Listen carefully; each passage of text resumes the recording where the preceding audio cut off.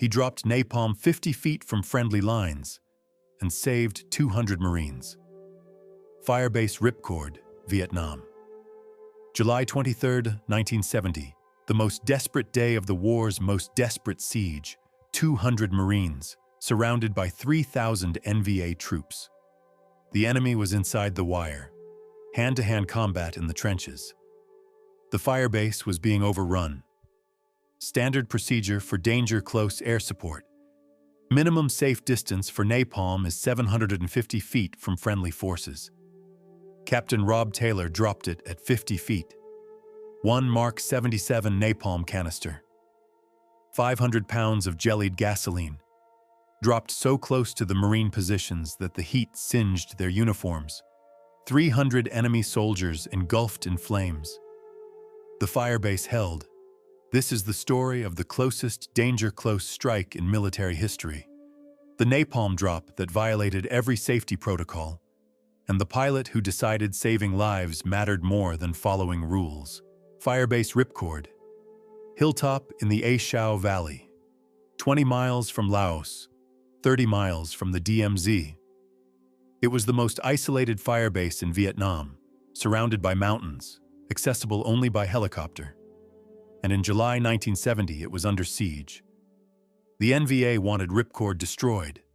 It was too close to their supply lines, too good of an observation post, too dangerous to leave operational. So they attacked. Every day, every night, for 3 weeks.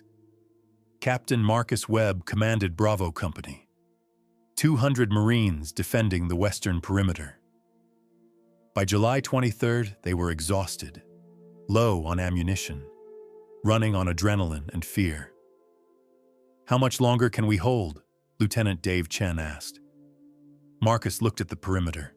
Sandbags shredded by mortars. Trenches filled with mud and blood, Marines with 1,000-yard stares. "As long as we have to," Marcus said. But he didn't believe it anymore. At 0430 hours, the final assault began. Mortars, rockets, then the human wave. 3,000 NVA soldiers charging up the hill, screaming, firing, dying, but keep coming. The Marines fought back, M16s, M60 machine guns, grenades, but there were too many. "They're in the wire!" someone screamed. Marcus grabbed his rifle, ran to the perimeter. NVA soldiers were cutting through the barbed wire, crawling over the sandbags. Some were already inside. Hand-to-hand combat, bayonets, rifle butts, knives. "Fall back to secondary positions!" Marcus yelled. The Marines pulled back, fighting every step, dragging wounded, leaving dead. They retreated to the inner perimeter, the last line of defense, 30 yards. That's all that separated them from being completely overrun. Marcus grabbed the radio. "Any air support? Any station? Firebase Ripcord is being overrun. We need immediate close air support." Static, then a voice. "Ripcord, this is Nail 5-3. I'm an F4 Phantom inbound with napalm. ETA 2 minutes. Nail 5-3, we need it now. Enemy is inside the wire. Danger close." A pause. "Ripcord, how close?" Marcus looked at the enemy soldiers. Some were 30 yards away, some closer. 50 feet, Marcus said. "Drop it 50 feet from our position." Another pause. Longer this time. "Ripcord, standard safe distance for napalm is 750 feet. I can't drop it that close." "If you don't," Marcus said, his voice tight, "we're all dead anyway." Silence. Then, "Copy, Ripcord. Marking your position with smoke?" "Negative, no time. We're the ones not shooting at you." "Understood. Coming in hot. Get your men down." Marcus keyed the company net. "Everyone down. Airstrike inbound. Danger close. Get down now." The Marines hit the dirt, covered their heads. Marcus looked up, saw the F4 Phantom diving out of the sky, and prayed the pilot's aim was perfect. Captain Rob Taylor had been flying combat missions for 11 months. 287 missions, dropped ordnance on countless targets, but he'd never dropped napalm danger close before, never even considered it. Napalm wasn't precision, it was area denial. You dropped it on enemy positions far from friendly forces. The heat spread, the flames jumped. You couldn't control it. Minimum safe distance, 750 feet. Firebase Ripcord was asking for 50 feet. Rob's weapons systems officer, Lieutenant Jeff Carson, was in the back seat. "Rob, we can't do this. If we miss by even 10 feet, we kill our own guys. If we don't do it, they die anyway. This is insane." "I know." Rob banked the F4 into attack position, lined up his approach. He could see Firebase Ripcord, small, smoking, surrounded.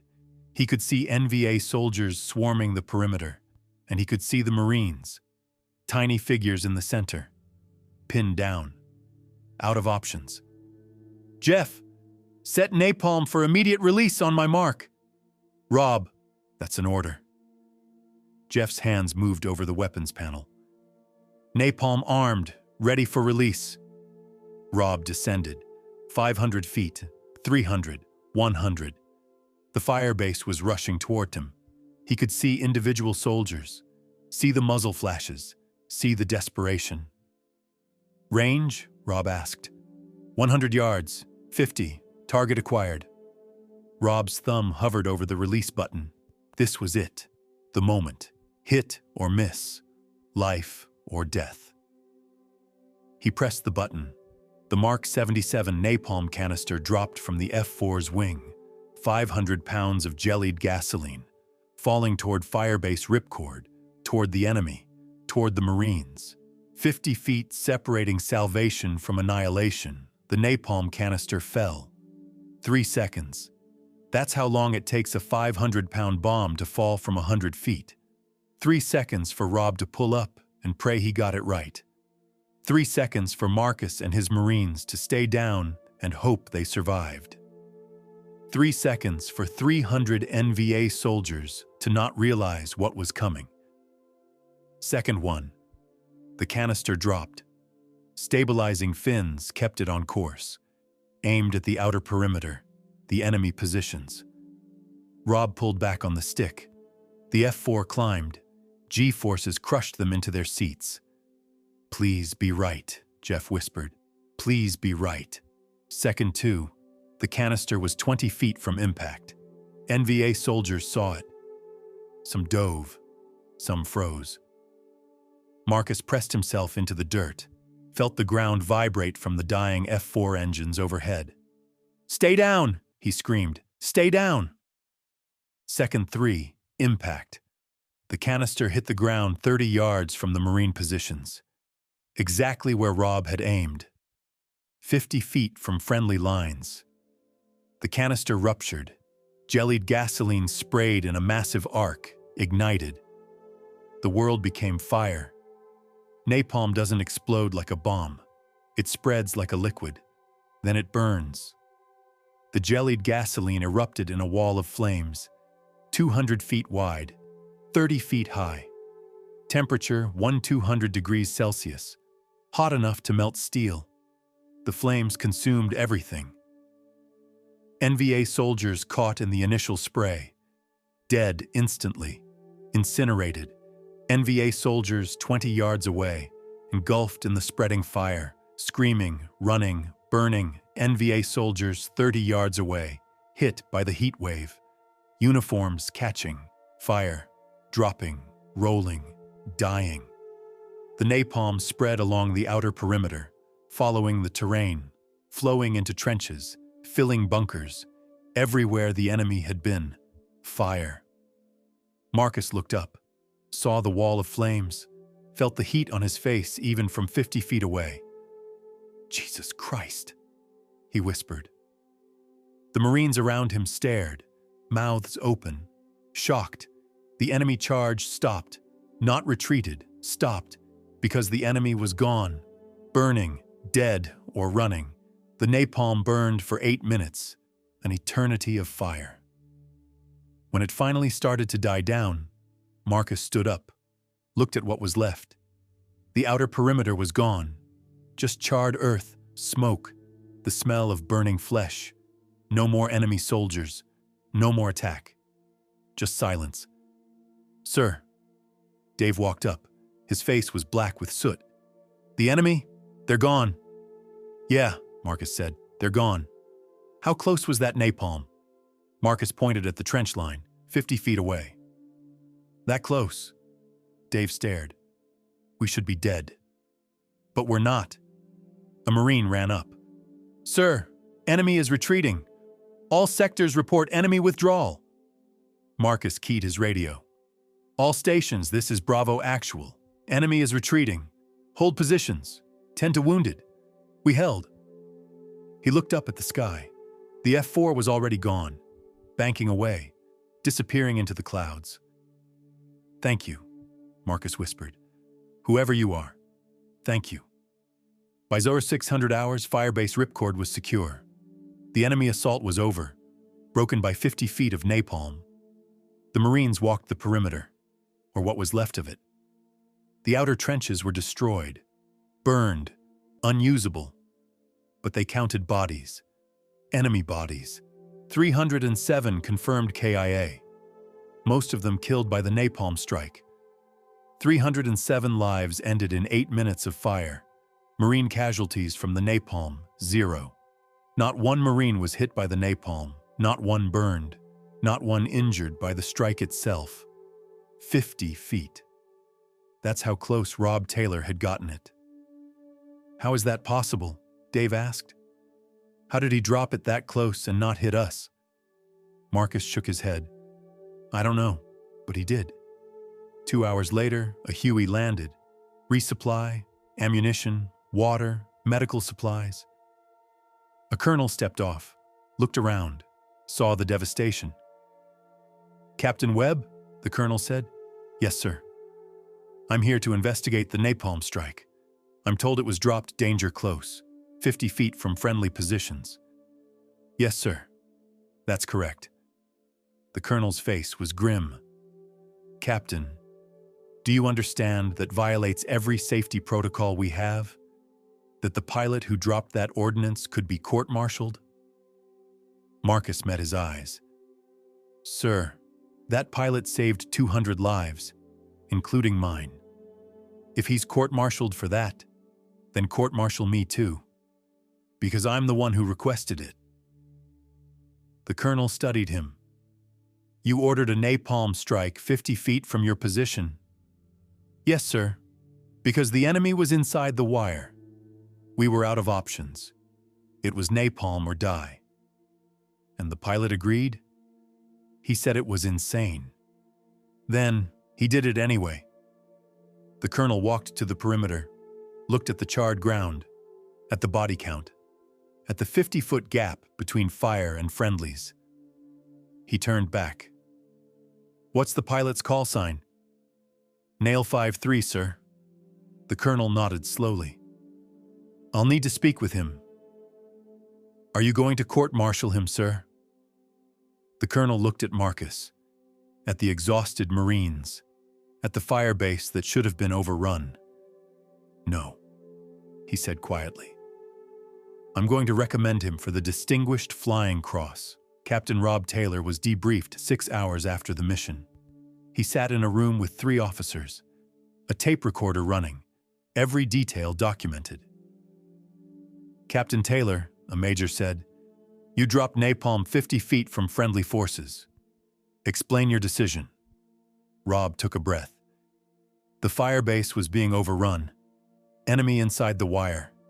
They requested immediate close air support. I assessed the situation and determined napalm was their only chance. Minimum safe distance for napalm is 750 feet. You violated that by 700 feet."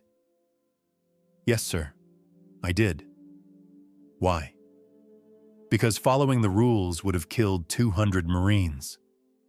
The major leaned back. "So you decided the rules didn't apply?" "No, sir. I decided saving lives was more important than following rules that didn't account for this situation. Another officer spoke up.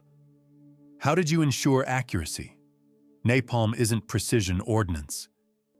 I came in low, 100 feet, slow approach, visual confirmation of target, released manually. I put the canister exactly where it needed to go. And if you'd missed, if the napalm hit the Marines, Rob's jaw tightened. Then I'd have killed them, and I'd have to live with that. But I didn't miss, and they're alive. The third officer, a colonel, spoke.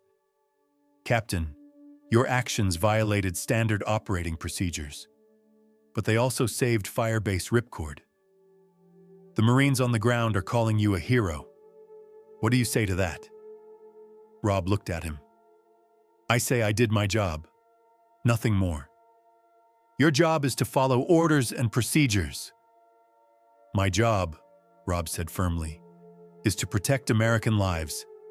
That's what I did. The room went silent. Finally, the colonel nodded. This investigation is closed. Captain Taylor, you are cleared of any wrongdoing. Your actions, while unorthodox, were justified by the circumstances. You will be recommended for the Distinguished Flying Cross. Rob nodded. Thank you, sir. One more question, the colonel said. Would you do it again? Rob didn't hesitate. Yes, sir, without question. 2 weeks later, Rob Taylor was invited to Firebase Ripcord. They wanted to meet him. The Marines he'd saved. The Huey landed. Rob stepped off, looked around. The firebase was being rebuilt. New sandbags, new wire, new defenses. But the outer perimeter was still charred, still black. The napalm signature. Marcus Webb walked up, saluted. Captain Taylor? That's me.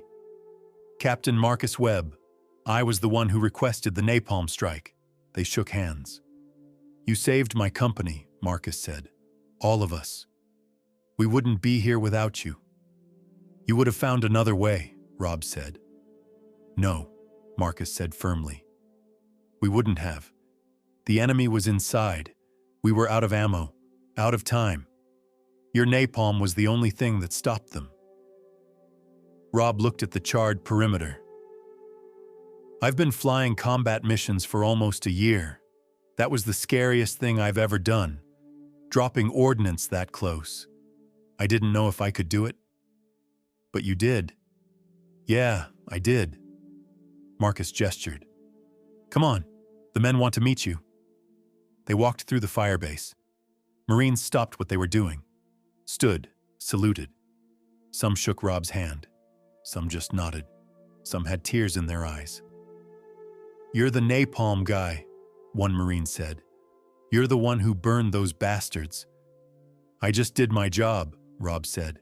Your job saved our lives. They gathered in the mess tent. 200 Marines, all of them survivors of July 23rd. Marcus stood up. Everyone, this is Captain Rob Taylor. Call sign, Nail 53, the pilot who dropped danger close napalm and saved this firebase. The Marines erupted, cheering, clapping, shouting. Rob stood there, uncomfortable. He wasn't used to this. Marcus raised his hand. Silence fell. Captain Taylor, we wanted you to see us, to know that every man in this tent is alive because of you, because you made a choice to violate safety protocols and trust your skills. That choice saved 200 lives. He paused. We'll never forget that. Rob looked at the faces. Young, tired, but alive. I'm just glad it worked, Rob said quietly. So are we, Marcus said. So are we. The napalm strike at Firebase Ripcord became a case study. Military analysts examined it, reviewed the flight data, studied the impact zone. 50 feet from friendly forces, 307 enemy KIA, 0 friendly casualties. It was the closest danger-close napalm strike in recorded history, and it changed doctrine. Before Ripcord, minimum safe distance for napalm was fixed, 750 feet, no exceptions. After Ripcord, minimum safe distance is determined by tactical necessity and pilot discretion in extreme circumstances. They added a line to the manual.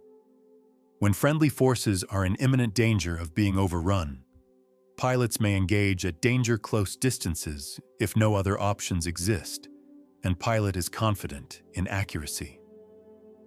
It became known as the Ripcord exception. Rob Taylor didn't know about the doctrine change until years later. They named a rule after your strike, a reporter told him in 1985. I didn't know that, Rob said. How does it feel, knowing you changed military policy? Rob thought about it. I wasn't trying to change policy. I was trying to save lives. You did both. Then I'm glad. If that strike helps future pilots make the right call in a similar situation, then it was worth it. Do you have any regrets about the enemy soldiers who died? Rob's face grew serious. Yes, I regret that war exists. I regret that 300 men had to die. But I don't regret saving 200 Marines. Given the same situation, I'd do it again. In 2010, Firebase Ripcord survivors held a 40th anniversary reunion in Washington, D.C. 147 of the 200 Marines attended.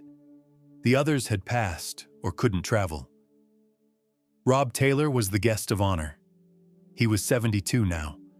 Gray hair, reading glasses, but still sharp. Marcus Webb was there too. 74, retired colonel, 3 tours in Vietnam.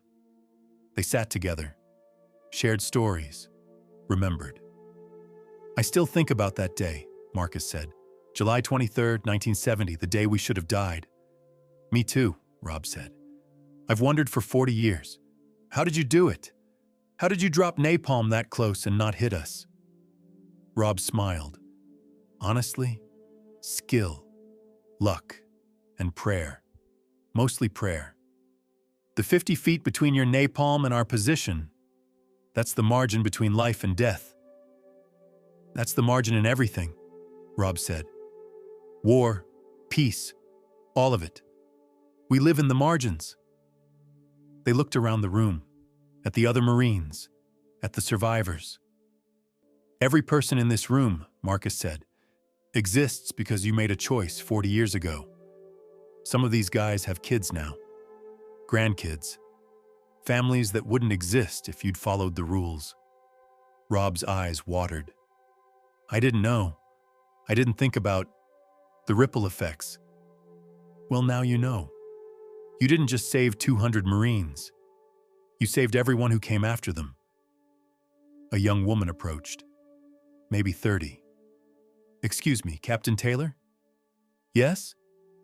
I'm Sarah Webb, Marcus's daughter. I just wanted to say thank you.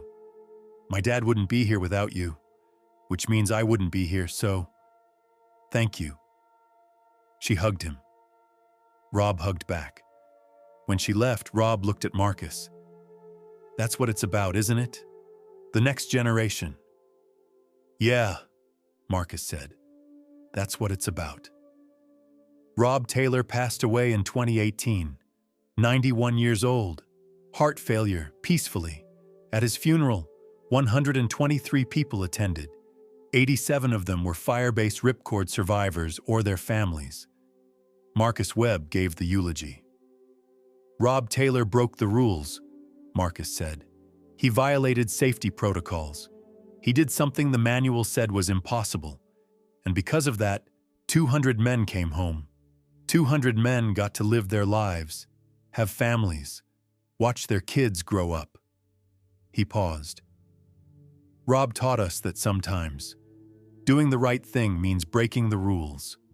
That courage isn't about following orders. It's about making the hard choice when everything's on the line. Marcus looked at the casket. 50 feet. That's how close Rob dropped that napalm. 50 feet between fire and friendlies. 50 feet between death and life. That 50 feet is Rob's legacy. Not just the distance, but what it represents: the willingness to risk everything to save others, the skill to pull off the impossible, the courage to take the shot when no one else would. On Rob's headstone, they inscribed one line: "He dropped napalm at 50 feet and saved 200 lives." And at the Vietnam Veterans Memorial, there's a small plaque. Added in 2019, it reads, "Firebase Ripcord, July 23, 1970. Captain Rob Taylor, USAF. Danger close napalm strike at 50 feet. 200 Marines saved. 307 enemy KIA, the closest call in history." Every year on July 23rd, Firebase Ripcord survivors gather there. They place flowers, say a prayer, remember the day 50 feet saved their lives, and they tell the story of the pilot who broke the rules, the napalm that fell like precision ordnance, and the 50 feet that changed everything. If this story moved you, if it made you think about courage, split-second decisions, and the moments when rules don't matter anymore, hit that like button. These stories deserve to be told.